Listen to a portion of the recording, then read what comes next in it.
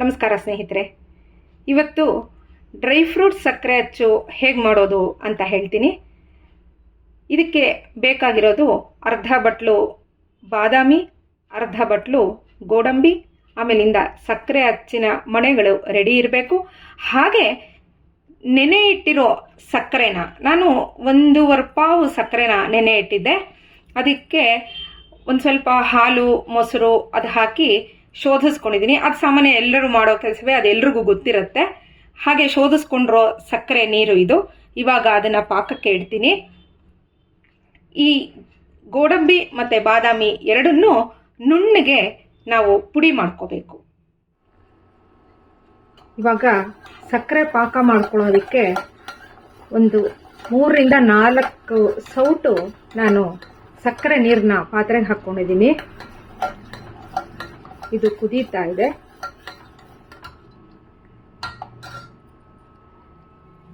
Dry fruits ಪುಡಿ ಮಾಡ್ಕೊಂಡಿರೋದು ಇಷ್ಟಾಗಿದೆ. ಸಾಮಾನ್ಯವಾಗಿ ಬಿಳಿ ಅಚ್ಚು ಮಾಡ್ಕೊಂಡ ಮೇಲೆ ಇದನ್ನ ಸ್ವಲ್ಪ ಬಣ್ಣ ಕಮ್ಮಿ ಆದಾಗ ಈ ಡ್ರೈ ಫ್ರೂಟ್ಸ್ ಸಕ್ಕರೆ ಅಚ್ಚನ್ನ ಮಾಡಬಹುದು. ಪುಡಿ ಮಾಡ್ಕೊಂಡಿರೋದನ್ನ ಹಾಕಿ, ಇಲ್ಲ ಮಕ್ಕಳಿಗೆ ಹೀಗೆ ಮಾಡ್ಕೊಡ್ತೀವಿ ಅಂತಂದ್ರೆ ಹೀಗೆ ಮಾಡ್ಕೊಡ್ಬೋದು. ಡೈರೆಕ್ಟಾಗಿ ಮೊದಲನೇ ಒಬ್ಬೆಲೆ ಇದನ್ನೇ ಮಾಡ್ಕೊಟ್ಬಿಡ್ಬಹುದು. ಆದರೆ ತಿನ್ನಕ್ಕೆ ಮಾತ್ರ ತುಂಬ ಚೆನ್ನಾಗಿರುತ್ತೆ. ಸಕ್ಕರೆ ಆರೋಗ್ಯಕ್ಕೆ ಒಳ್ಳೇದಲ್ಲ ಅಂತ ಹೇಳೋದ್ರಿಂದ ಇದನ್ನ ಮಾಡಿಕೊಟ್ರೆ ಮಕ್ಕಳಿಗೆ ಇನ್ನೂ ಒಳ್ಳೇದು. ಬರೀ ಸಕ್ಕರೆ ತಿನ್ನೋದಕ್ಕಿಂತ ಹೀಗೆ ಮಾಡಿಕೊಟ್ರೆ ಇನ್ನೂ ಒಳ್ಳೇದು. ಹಾಗೆ ಸಕ್ಕರೆ ಬದಲು ಕಲ್ಸಕ್ಕರೆನೂ, ಕೆಂಪು ಕಲ್ಸಕ್ಕರೆನೂ ಹಾಕಿ ಸಕ್ಕರೆ ಅಚ್ಚನ ಮಾಡಬಹುದು. ಹೀಗೆ ಇದೇ ರೀತಿಯೇ ಎಲ್ಲಾನು ಕೆಂಪು ಕಲ್ಸಕ್ಕರೆ ನೆನೆ ಇಟ್ಕೊಂಡು ಅದನ್ನು ಹಾಕೊಂಡು ಮಾಡಬಹುದು. ಪಾಕ ಬರೋವರೆಗೂ ಹೀಗೆ ಒಲೆ ಮೇಲಿಟ್ಟು ಕೆದಕ್ತಿರ್ಬೇಕು. ಒಂದು ಸ್ವಲ್ಪ ಗಟ್ಟಿ ಆಗೋವರೆಗೂ ಕೆದಕಬೇಕು. ಒಲೆ ಮೇಲೆ ಸ್ವಲ್ಪ ಹೊತ್ತು ಕೆದಕಿದ್ರೆ ಪಾತ್ರೆ ಈಚೆ ಕಡೆ ಇಟ್ಕೊಂಡು ಸ್ವಲ್ಪ ಹೊತ್ತು ಕೆದಕಬೇಕು. ಯಾಕಂದರೆ ಸೀದೋಗೋ ಚಾನ್ಸಸ್ ಇರುತ್ತೆ. ಸಕ್ಕರೆ ಅಲ್ವಾ, ಬೇಗ ಗಟ್ಟಿ ಆಗ್ಬಿಡತ್ತೆ. ಹೀಗೆ ಕೆದಕ್ತಾ ಇರಬೇಕು. ಇದನ್ನ ಹೀಗೆ ಬರಬೇಕು ಪಾಕ. ಹೀಗೆ ಪಾಕ ಬಂದಾಗ ಬಾದಾಮಿ ಪುಡಿ,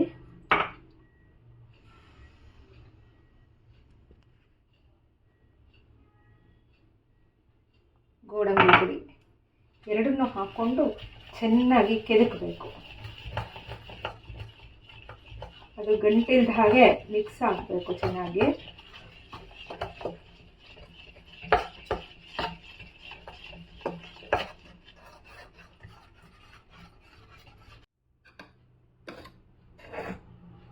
ಇವಾಗ ಮಣೆಗೆ ಪಾಕ ಹಾಕೋಬೇಕು.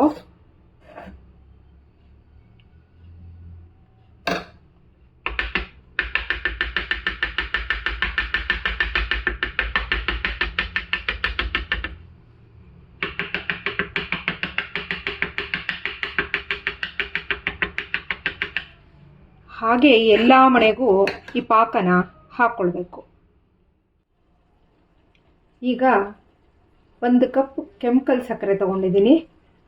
ಈ ಕೆಂಪಲ್ ಸಕ್ಕರೆನ ನಾವು ಹೇಗೆ ಸಕ್ಕರೆ ನೆನೆ ಇಟ್ಕೊಂಡು ಅದನ್ನು ಕರಗಿಸ್ಕೊಂಡು ಪಾಕ ಮಾಡಿಕೊಂಡ್ವೋ ಹಾಗೆ ಮಾಡಬೇಕು. 100 ಗ್ರಾಮ್ ಅಷ್ಟು ಕೆಂಪು ಸಕ್ಕರೆನ ನೆನೆ ಇಟ್ಕೊಂಡಿದ್ದೀನಿ. ಈಗ ಕೆಂಪು ಸಕ್ಕರೆ ಕರಗ್ತಾ ಇದೆ. ಚೆನ್ನಾಗಿ ಪೂರ್ತಿ ಕರಗಬೇಕದು. ಪೂರ್ತಿ ಕರಗಿದ ಮೇಲೆ ನಾವು ಸಕ್ಕರೆ ಪಾಕ ಹೇಗೆ ಮಾಡಿಕೊಂಡ್ವೋ ಹಾಗೆ ಮಾಡಿಕೊಂಡು ಅದನ್ನು ಅಚ್ಚಿಗೆ ಹಾಕಬೇಕು. ತುಂಬ ಚೆನ್ನಾಗಿ ಬರುತ್ತೆ ಅಚ್ಚಿದು. ಇದಾಗ್ತಾ ಇದೆ ಅಂತ ಗೊತ್ತಾಗೋಕ್ಕೆ ಈ ಪಾತ್ರೆ ಸುತ್ತಲೂ ಸ್ವಲ್ಪ ಬೆಳ್ಳಗಾಗ್ತಾ ಇದೆ. ಆ ಥರ ಆದಾಗ ಇನ್ನೇನಾಯಿತು ಅಂತ ಇದನ್ನ ಈಚೆ ಕಡೆ ಇಟ್ಕೊಂಡು ಕೆದಕೋದು ಒಳ್ಳೆಯದು. ಯಾಕೆಂದರೆ ಅಲ್ಲೇ ಇಟ್ಟರೆ ಅದು ಹಾಗೆ ಸೀದ್ ಹೋಗುತ್ತೆ. ಅದಕ್ಕೆ ಕೆದಕ್ಬಿಟ್ಟು ಅಚ್ಚುಗಳಿಗೆ ಹಾಕೋದು. ಪಾಕನ ಇವಾಗ ಅಚ್ಚಿಗೆ ಹಾಕೊಳ್ಳೋಣ.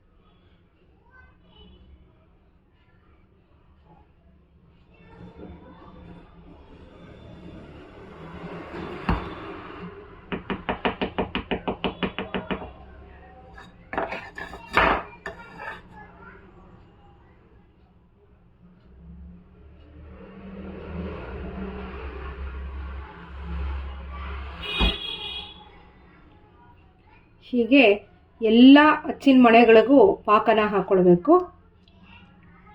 ಬೇರೆ ಬಣ್ಣಗಳು ಅದೆಲ್ಲ ಹಾಕಿ ಪ್ರಿಸರ್ವೇಟಿವ್ಸ್ ಎಲ್ಲ ಹಾಕಿರ್ತಾರೆ. ಮಕ್ಳಿಗೆ ಆರೋಗ್ಯ ಕೆಡಿಸೋದ್ರ ಬದಲು ಈ ಥರ ಸಕ್ಕರೆ ಅಚ್ಚುಗಳನ್ನ ಮಾಡಿಕೊಟ್ರೆ ತುಂಬ ಒಳ್ಳೆಯದು ಅಂತ ಅನ್ನಿಸ್ತು. ಎಲ್ಲರೂ ಹಬ್ಬಕ್ಕೆ ಈ ರೀತಿಯಾದ ಸಕ್ಕರೆ ಅಚ್ಚುಗಳನ್ನ ಮಾಡ್ಕೊಳ್ಳಿ. ಎಲ್ರಿಗೂ ನಮಸ್ಕಾರ.